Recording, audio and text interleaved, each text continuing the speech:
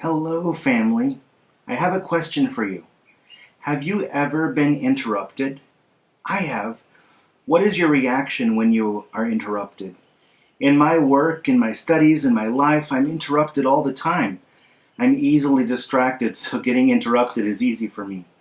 A lot of times it seems like when I start to work on something and start to get my thoughts flowing, many times I get interrupted by someone or by something. I remember before I became a missionary in my last job, there was a man who stopped by my office at a really bad time. There was nothing wrong with him stopping by, but he's just one of those talkers. He's one of those guys who just talk and talk and talk. And I was right in the middle of my flow of work with a deadline, and he came by to talk for a very long time. It was just bad timing for me. My entire work schedule was interrupted. I remember I used to have an old car. It was okay, it got me where I needed to go, but one of the many problems with the car was that it had a bad sensor. It was the sensor that let the keys out of the ignition. And sometimes the key would just be stuck in the ignition for 15 minutes or more before deciding it would pop out. And that became a huge interruption in my day. So as you can see, my life is interrupted.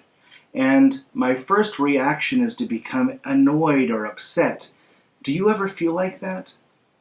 One of my favorite stories in the Bible is from Acts chapter 9.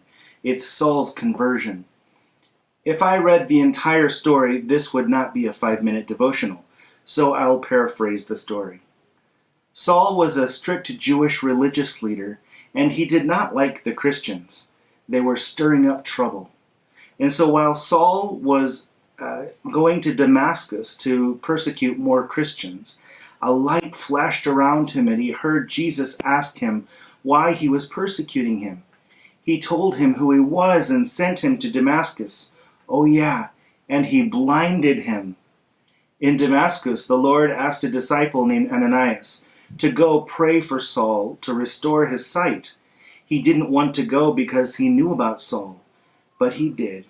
Ananias prayed for Saul, and it says that something like scales fell from his eyes and he could see. And through this, he devoted his life to the Lord.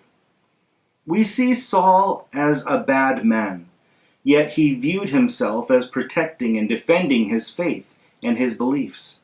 He was persecuting more Christians, and Jesus stopped him and blinded him. How do you like that for an interruption? Saul, which we know as Paul, had a real-life encounter with Jesus. He didn't ask for it. He didn't want it. He didn't deserve it. In fact, he was killing people and throwing them into prison because he knew for sure that this man Jesus was not the Son of God. But oops, Jesus, the Son of God, interrupted him and said, Saul, I am the Son of God, and I'm here to interrupt your life forever. So here we have a completely interrupted Saul. But what do you think? Do you think this interruption might have been a good thing? Yes.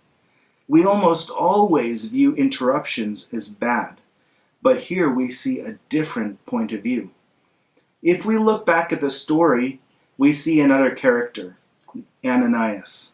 He didn't want to, but Ananias obeyed when the Lord asked him to do this. He was interrupted. He was told to help his enemy, and God intervened. But what do you think? Do you think this interruption might have been a good thing? Yes. Interruptions might actually be good for us. I think of the man in my office. We actually had a really great conversation, and we were able to get a lot of things accomplished. In my car, that was time for prayer. I prayed during those times, waiting for the key to come out. And you see, I think sometimes God uses interruptions in our lives to impact us and to bless us.